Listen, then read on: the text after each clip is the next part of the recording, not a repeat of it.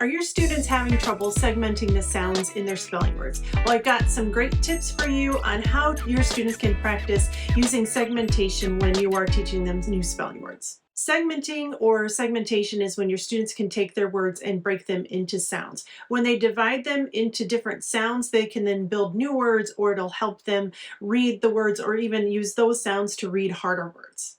Segmenting is a really important part about teaching and developing that foundation for phonemic awareness. And as the shift toward education is more toward the science of teaching reading, you're going to see that using segmenting or segmentation is a really important step in phonemic awareness. So as you can see from this image, these are the 6 components to teaching and building a foundation for phonemic awareness. And the top is the easiest, and as they go down, it becomes more difficult. You start with phonemic isolation, which is just being able to say the sounds in the word.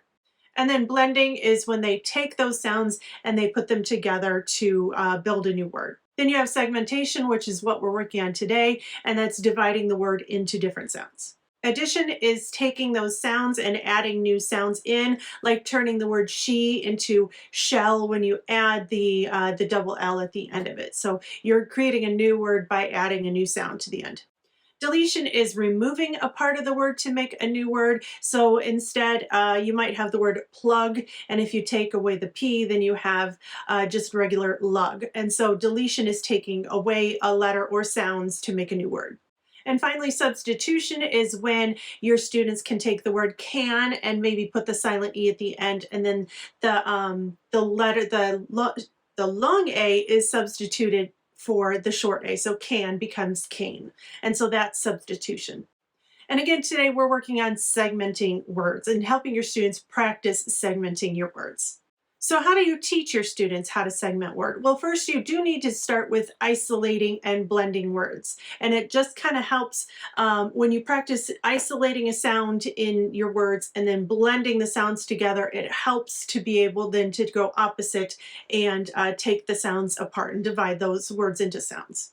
So just for example, let's take the word snail, and we're going to work with the word snail throughout this video.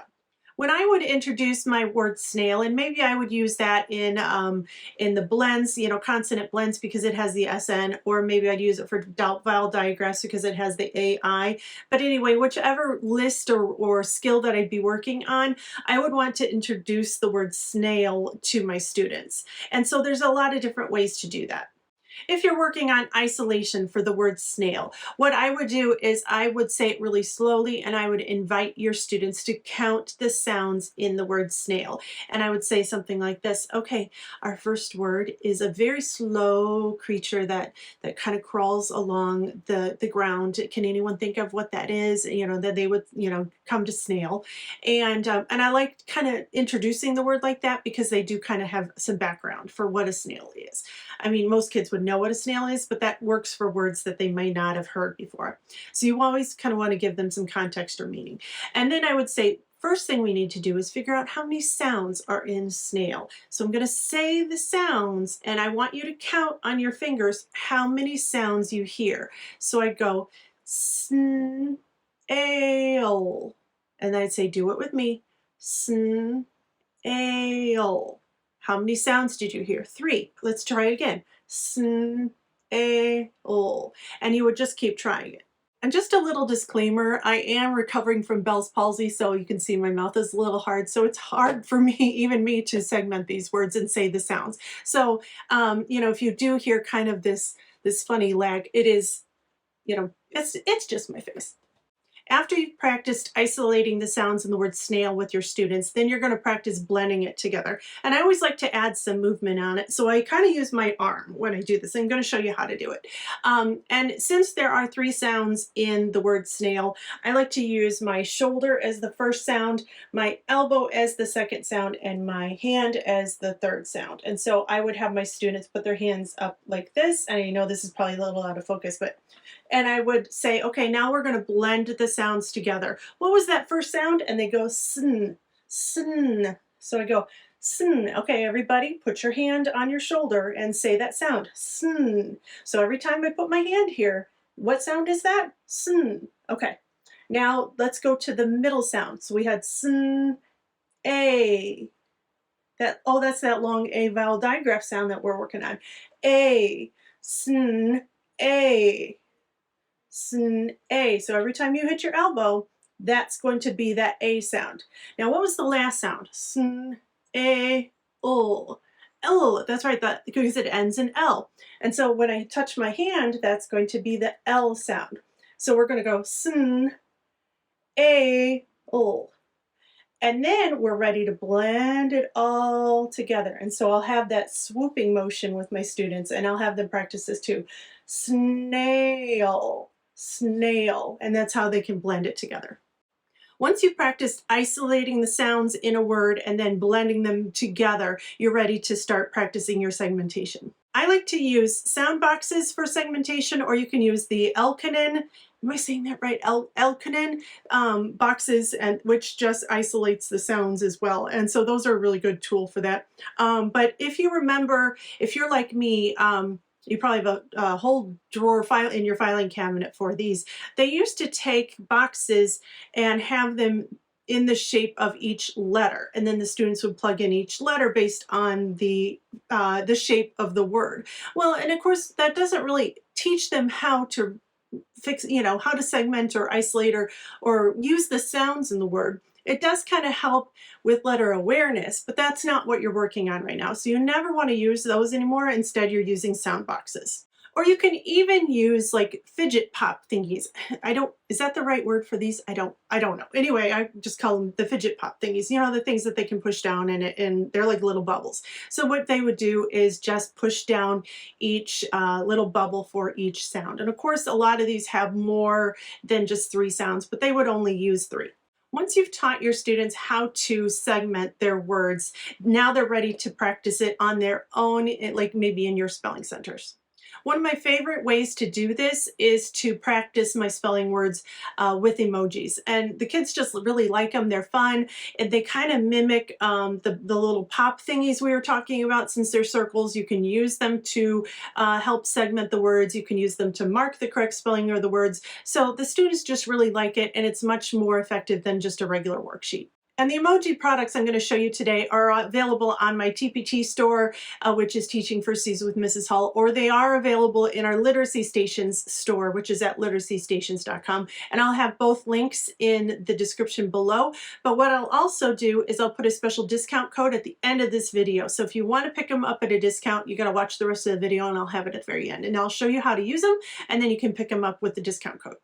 A lot of the Spelling Center activities that I use, and the emojis ones are the same. I like to use these really durable pocket dry erase boards that's real durable plastic, and you can write on it. And these are also linked in the bottom. They are in my Amazon affiliate store, which means that you don't pay any extra, and it's just a great way to support Teaching Firsties. But you can get a whole package of these. I think they were, I believe they were 20 or 25 for less than $20. I can't remember, I bought them so long ago, but anyway, you pick one of these up and you can use them over and over again. So these are great to use. So I'll be showing you these as well. Another thing that I like about it, I just threw it on the floor, it's over there, so I'm not going to grab it again. But another thing I like about the dry erase pockets is that if you want to print something out in color and just make it a little bit more appealing for your students, you only need to print it once and you just slide them in there, and then the students are marking on the top of the on the plastic, and then you don't need to keep wasting your printer ink to print out new things each year. Oh, and another thing about those too is that if you have a QR code or something you'd like your students to scan, like maybe a QR code to a video that you'd like to have them watch independently, your devices will scan right through the plastic, and so you don't need to laminate. It saves you if you don't want to laminate things. So that'll save you time and energy laminating things.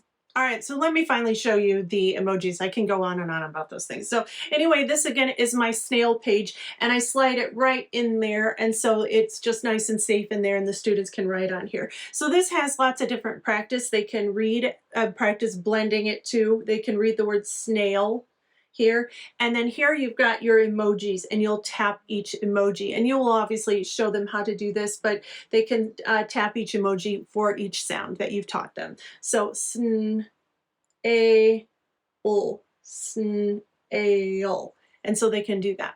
And then of course they can build the word. I like to use the magnet letters, even though this is not magnetic. This is great. So I always keep a little box of magnet letters right at my spelling center, and they can spell the word snail right there, so they can build the word. And it's right there for reinforcement too. But then they would take the magnet letters. Of course, I can't find an S. There's an A. You can imagine it right there. Ta-da! Use your imagination. It's there. Okay, so they can build that with magnet letters, and then they'll take their dry erase marker. They'll trace the word snail, and it's written so they can trace it. They'll write the word snail, and then they can use these lines to make a sentence with the word snail in it. So this is a great way to practice not only segmentation, but also building the word and then writing the word as well. So these are also available in black and white. What I would do with these is I would make a copy of all the spelling words that I wanted my students to practice. Maybe I'd pick the 10 spelling words that I would use, 10 or 8 or whatever we would use, and make a packet for them, and they could fill this out and take it home. If you want more of a digital spelling center, these are also available on Google Slides and Seesaw and Boom Cards. If you do purchase it on TPT, it's also available on their new digital platform easel. And all the students do is, again, they have the picture cue, and then they also have audio reinforcement on that, so they can listen to the word. And then what's great about it too is some pictures, have you ever had that where some pictures are just difficult to tell what they are, like the word help? Well, what picture do you use for the word help? You know, or I can't think of another one right now, but you know, you're looking at a picture and you're like, I'm not sure what that is. So each slide has digital audio reinforcement on it too. So they'll listen to the word, and then again, they can read the word and then touch each emoji on there. And on Boom Cards, it actually dings for them. You know, that's an answer for them. And then they'll write the word at the bottom. This product also has an extra fun component. When your students are done with their work, then they can cut and paste. I already cut them all out. There's like cute ones too. They're like seasonal ones. There's like a gingerbread emoji. I don't know if you can see it, if it's in focus. But then there's also regular ones. So you can cut and paste, cut and color them, and paste them onto these right here. So they've got 4 words for each skill on these, and they can choose the correct spelling of the word. So this is great for extra practice. It's it doesn't help them segment, but then again, they've learned how to do that. Now this is just extra practice, finding the correct spelling of the word. And also the words are similar, so they really have to look at the sounds. So for example, this one I've covered up, obviously. Let me see if I'll take it off. Has the word plow spelled correctly. But then I have P-O-W because they have to really look at the sounds for each, and then P-L-A-W. So they got aw at the end. And so it's going to be really important that they pay attention to the beginning, middle, and end of all 3 words to guess the correct word. So it's not just, can I find the word? It's really paying attention. So this is a great activity too. Or they can do that same activity digitally as well, where there's an audio button on each sound, and then they take the emoji and they click it and drag it to the correct spelling of the word. And again, it's the same system where they have to pay attention to the beginning, middle, and end of all 3 sounds, because they are all 3 words, because they are very similar. And they love this. They love taking the emoji and dragging it to the correct spelling of the word. I hope just this little introduction to phonemic awareness and segmenting words was helpful. Remember, you can pick up those emoji activities with the link in the description, and the code to grab it at a discount is emoji segment 22, all caps, all one word. So emoji segment 22, and you can head over to Literacy Stations. That's only on Literacy Stations. On TPT, it's full price, but on Literacy Stations, you can pick it up at emoji segment 22, and you can get a discount for it. So don't forget to click like, because then YouTube shows this to more teachers just like you, and then hit subscribe so you can see the next video that I'm putting out for you, and I will see you soon.